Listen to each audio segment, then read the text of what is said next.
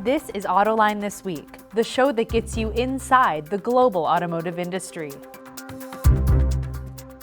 Underwriting for the production of Autoline This Week has been provided by RSM.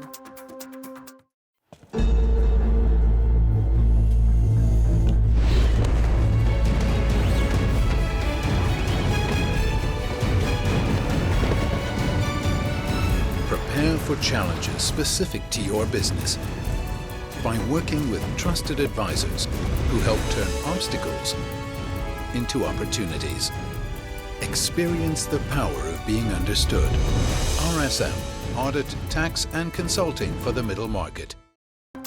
And now, here's your host, John McElroy. I want to thank you all for joining us on Autoline This Week. You know, there's something of a mobility revolution going on here. Well, there's ride-hailing and ride-sharing, and what we want to know is there really a business case for it? And how does this impact the automotive industry?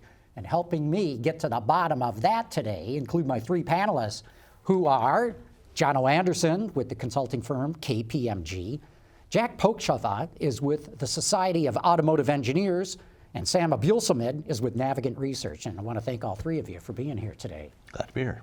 So let's start out. I mean, when we look at the financials, Uber loses money, Lyft loses money.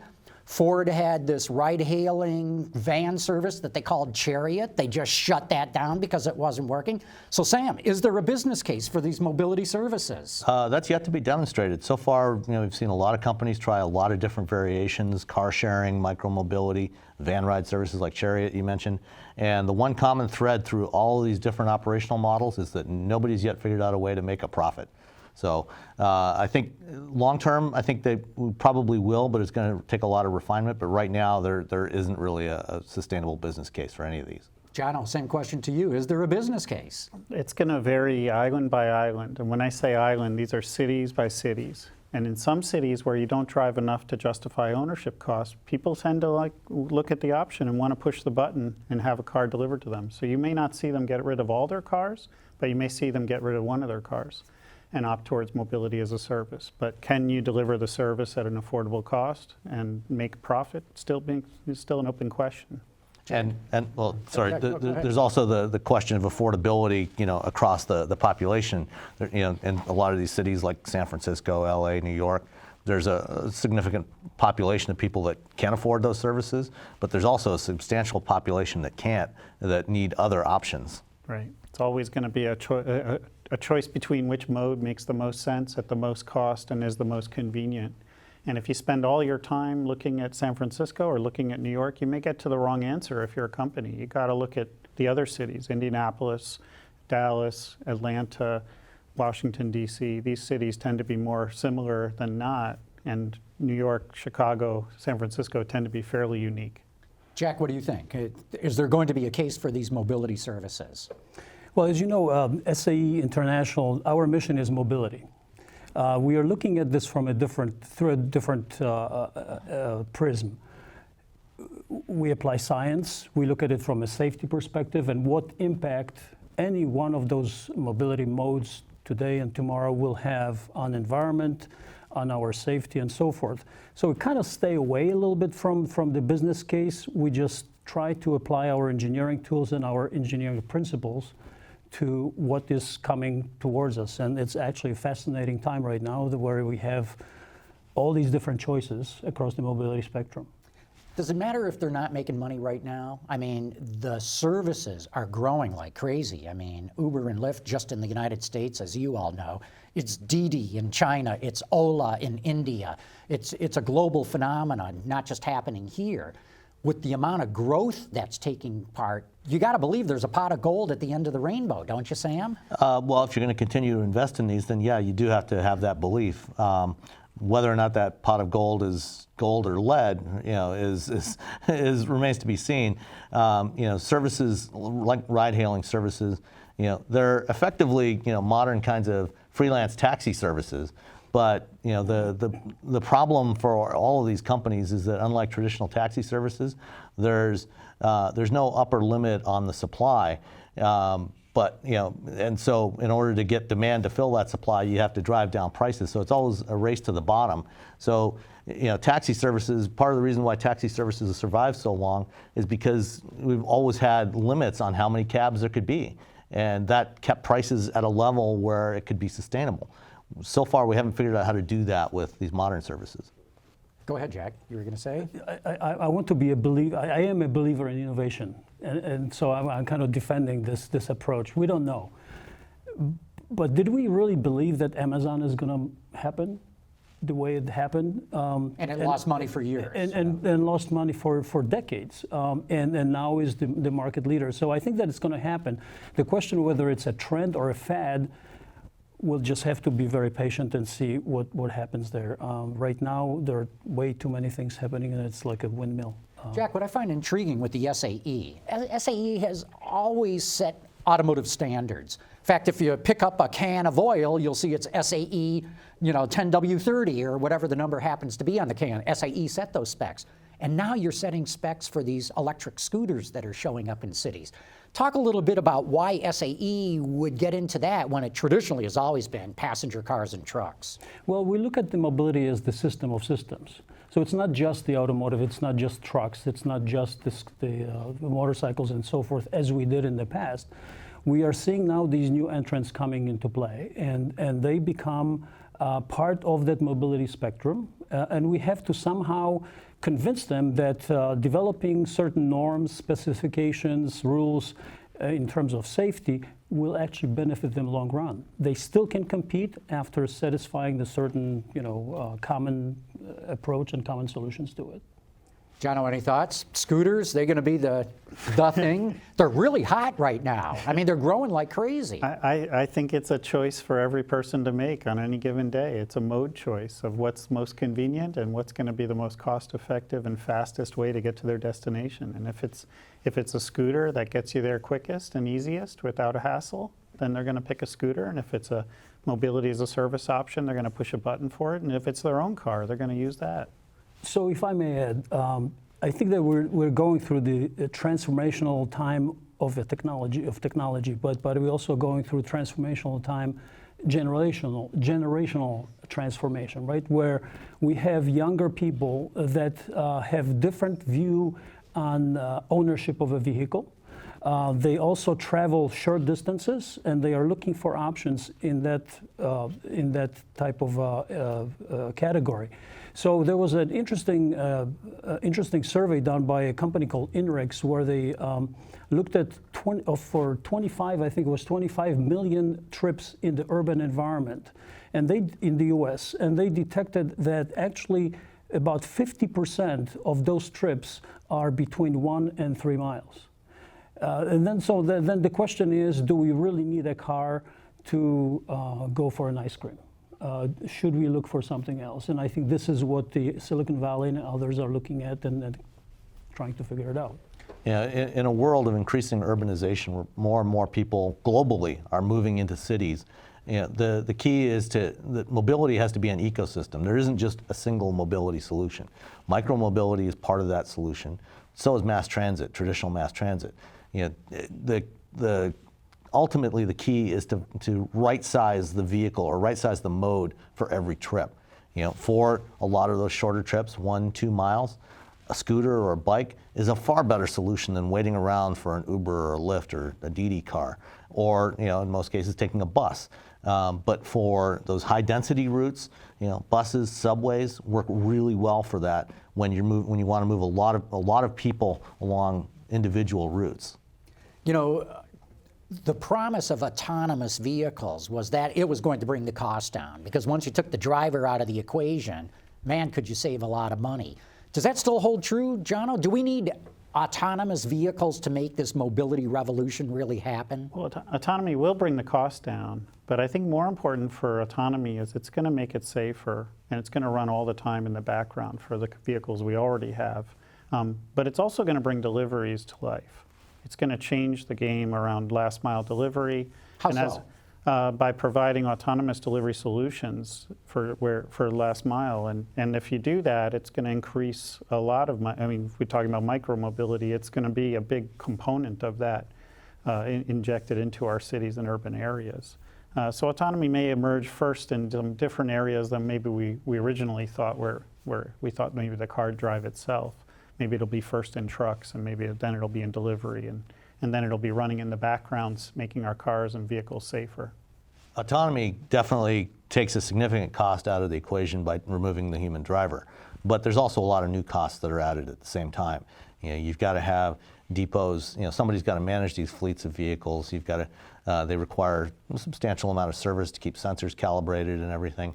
And if you're talking about vehicles that are transporting people, they're going to have to go back to depots to get cleaned, to get, when they need various other types of service. So there's a bunch of new costs that don't exist today, or at least that don't exist for companies like Uber and Lyft, because they don't own and manage those fleets. That cost is pushed downstream to the drivers that operate their vehicles. But I agree with Jono that there's a lot of other areas besides just robo-taxis where autonomy is going to play an important part. You got companies like Neuro AI, Postmates, DoorDash that are developing these autonomous delivery bots. That instead of sending a large vehicle, instead of sending a whole car or a van to deliver a couple of pizzas to somebody's house, you can have a much smaller vehicle that perhaps drives on the street, perhaps is allowed to drive in a bike lane, but smaller vehicles that have a smaller physical footprint, to deliver a couple of bags of groceries or meals or whatever it might be, as well as trucking is being another major area. Yeah, Jack, what do you think? AVs, do we need them for this mobility revolution? Well, I think we do. I agree with what Jono said. We have about 35,000 people that die on the roads from crashes every year. And 94 or 95% of the reason or the causes of those crashes is the human being. So if we can remove the human being from actually driving a car, I think that will reduce substantially that number. Do we need them? It's a big question. Well, what I'm getting at is, do we need them to make this mobility revolution really happen? Because presumably, if the cost per mile is significantly lower, let's say if even just the same cost as owning an automobile, I think millions of people will give up owning an automobile. Especially in cities, definitely. Yeah, three things that I think we also want to take into account. Like one, 90% of our time is spent in the vehicle in traffic, and people don't enjoy that, but they do enjoy driving. They do like driving the other 10% of the time. So they would prefer to be more productive when they're in traffic, and autonomy helps with that. The second thing is, when we look at trucks, we talk about AV demand and potentially this being one of the largest job categories. But the truth is, we believe there's twice as much truck demand as there is available capacity. So AV vehicles will unlock all of that demand. So we could double the fleet tomorrow of trucks, and we'll start to satisfy some of the pent-up demand that's out there. And then the third thing is that for deliveries, when we look at number of miles traveled and the number of missions and trips that are used each year, for the first time we're starting to see people reduce deliveries increase and people's trips to stores decrease, to where they're no longer kind of making shopping missions. They're instead doing leisure missions and other missions that might be more about quality of life than going to the grocery store and other things. But to your question, autonomy is part of the puzzle. It's just one piece of this larger puzzle. I mean, there's also, the other biggest piece is developing it's a logistics optimization problem. And figuring out what is the right vehicle to use for every one of these missions at the right time, having the right number of vehicles in the right place. That's the other thing too, is they have to be positioned correctly, and doing all that while minimizing deadhead miles. Because the other thing you don't want to do is you don't want to just flood the streets with various kinds of autonomous vehicles that are driving around empty, and just racking up miles without doing anything productive. You want to make sure that as many of those miles traveled are actually productive and revenue-generating miles as possible. Of course, that's a problem today already. Mm-hmm. I mean, even before we get to autonomous vehicles, there's a lot of trucks, to use the industry jargon, that are deadheading. Yeah. Well, not trailers empty. Trucks, but cars. I mean, it's estimated, San Francisco, that congestion has increased 40% in San Francisco since 2010, largely due to the advent of ride-hailing.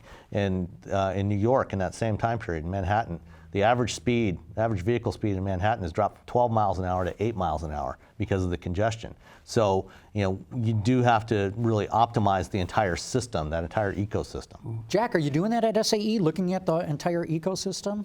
Well, yes. I mean, we started, first we started with our 4 elements that we're looking at. So it's the electrified, connected, automated, and shared. These are the areas that we're currently focusing on. We have hundreds of experts that are working in those areas, setting the first foundational standards on how it should go in terms of deployment.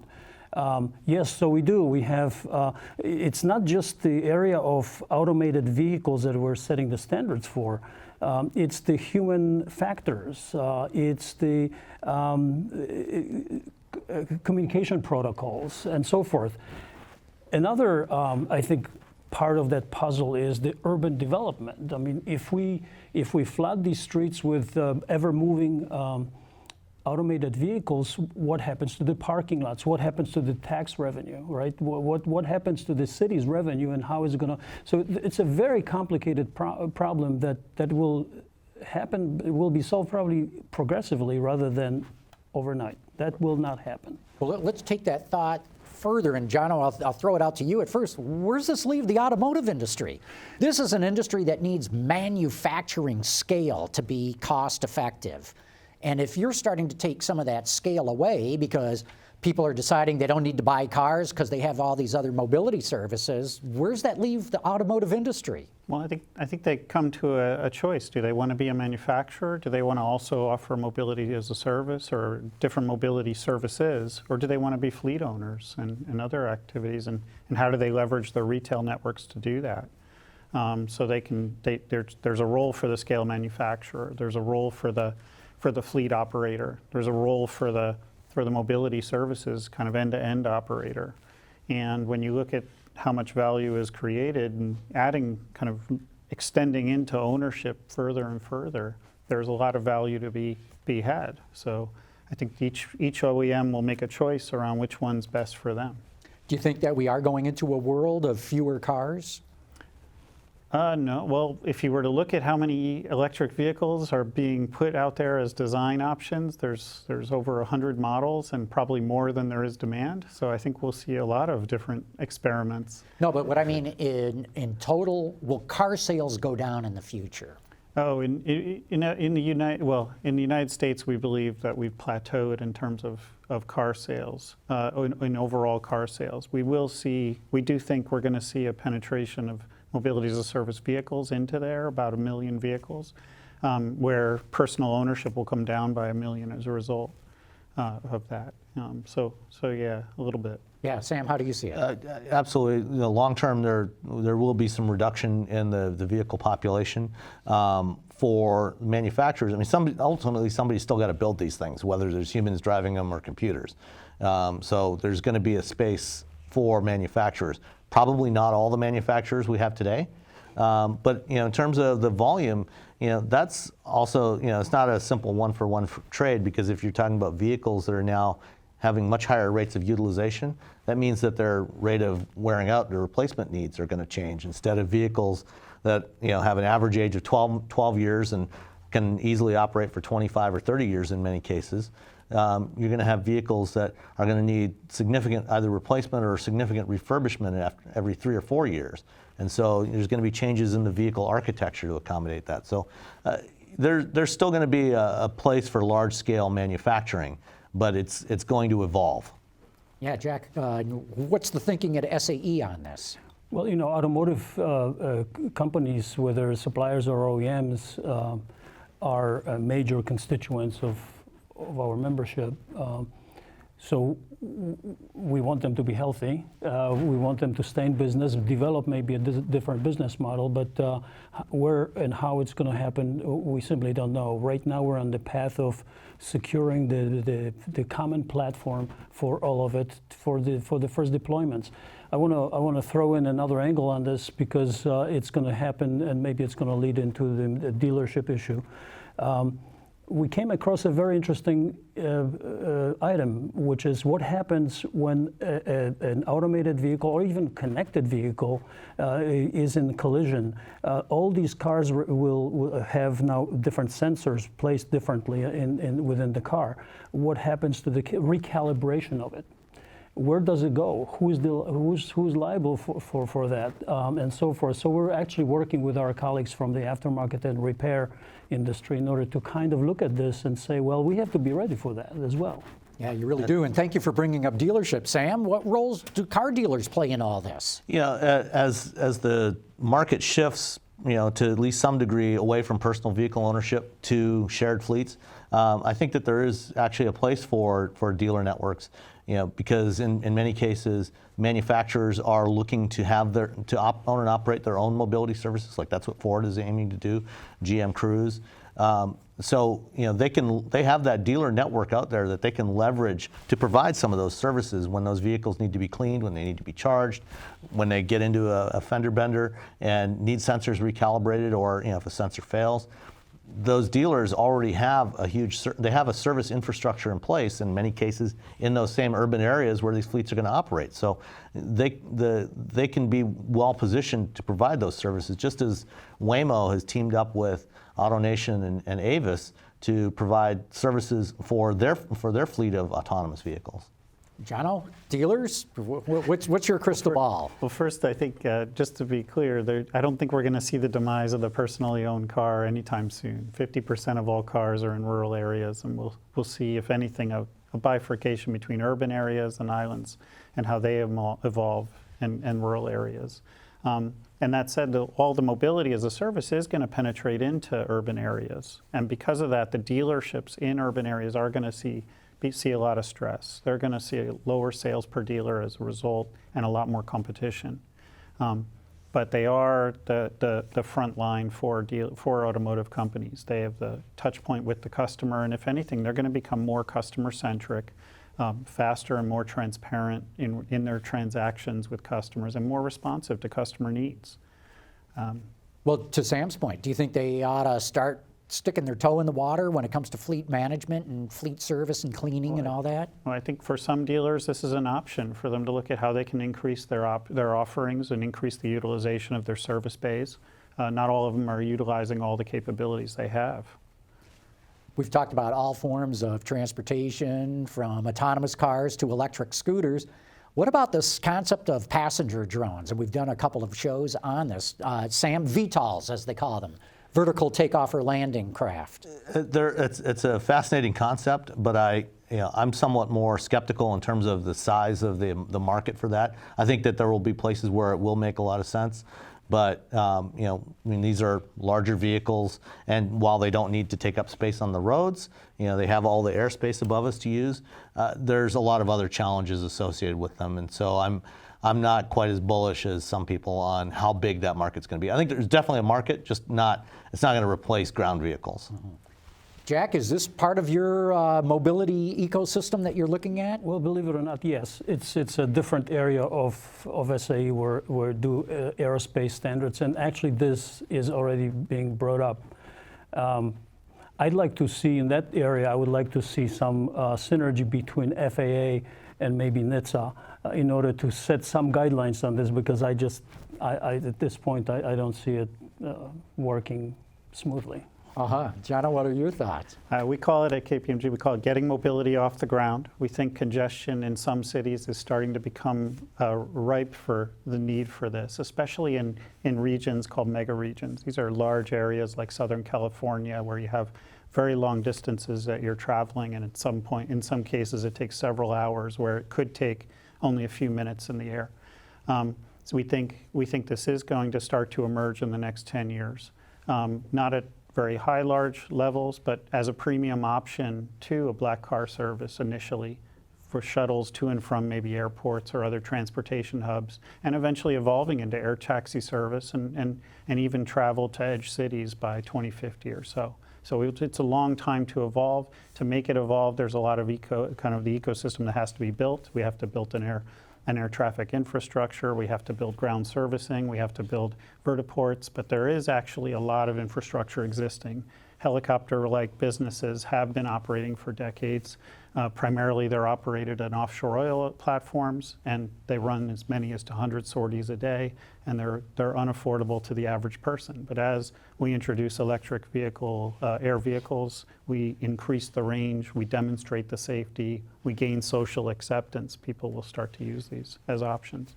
Very interesting. Sam, we're down to the end here, but you raised the issue. Mass transit. Doesn't mass transit play a role in all this mobility services? I think it absolutely continues to play an important role, and because of the financial challenges that transit agencies have had, using some of these other modes to optimize the mass transit for the heaviest traveled routes, so they don't have to service low density routes, and then use these other modes as feeders into that, I think is where it all comes down. Jack, your thoughts, mass transit. Well, I'm kind of scratching my head because, my background is in Europe, so when I go back to Europe for a visit, I see that mass transport working smoothly and accurately and punctually and so forth, and somehow we cannot develop that system here. So yes, I'm all for it, but actually at the same time, we're looking at the first mile, last mile, which is also part of that whole system of mass transport. Yeah, that's a great point. Mass transit only gets you so far. Then maybe these mobility solutions fill in the last mile? That's right, and I think for every city, the route patterns, the topology, the mass transit capability and availability is different. So people will always go back to what's their total transportation time, what are their mode choices, how convenient are they, and which one is most affordable for their needs. And I agree with Sam that it's going to be kind of a personal choice for each person, which one's the best option, and mass transit plays a critical role in that. Well, fascinating discussion. We're going to see this all unroll in front of our eyes over the next few years. But Jono Anderson, Jack Pokrzywa, Sam Abuelsamid, thank you guys for a very interesting conversation on mobility services. Thank you. Underwriting for the production of Autoline this week has been provided by RSM.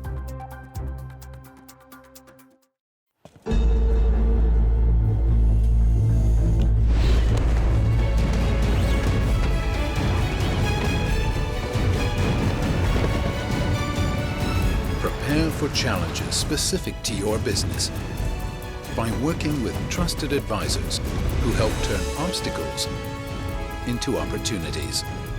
Experience the power of being understood. RSM, Audit, Tax and Consulting for the Middle Market.